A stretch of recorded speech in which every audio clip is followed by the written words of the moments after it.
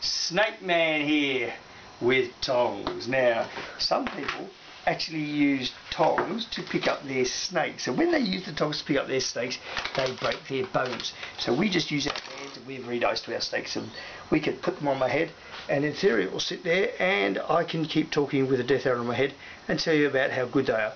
Now, death adders are a good snake. As you can see, you put them on your hand, they're lovely, and they generally don't bite. They're beautiful, you see.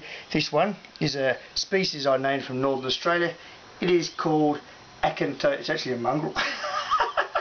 It's actually called Acanthopus bottomi, but we'll skip the detail because it's actually a half-breed. Anyway, it's a half-breed between bottomi and coming-eye, both of which are species I discovered, named, captured, bred by a very good man called John Cann. And if you have a look at the tail here, get up, whoops. If you have a look at the tail there, you'll see it's fairly narrow, and that is you don't get too close, you'll blur it. It is a girl snake, okay? As most people here probably know, I'm the world expert on these snakes, discovered and named most species.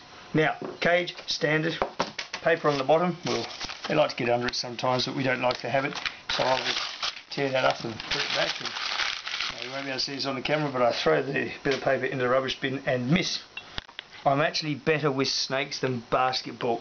Anyway, what we do is we have a water bowl at one end, and we put the snake at the other end, and it's not a particularly big cage. And then what we do is you give it dinner. This is a mouse. Now this is what we use tongs for, to pick up food. And then what we do is we say, snake, eat it, Freddy, eat it, bang. And as you can see, the death adders, while they don't bite me, they do bite the food. Now, as you can see, it's the head's moving, it's injecting all the venom into the mouse to kill it. As it happens, in that case there's no venom because it's one of our snakes, and our snakes are the only ones in Australia that are vet certified, surgically devenomised, which makes them safe. That's why I can pick it up without a worry in the world. Now, the advantage for the snake, no sticks, no tongs.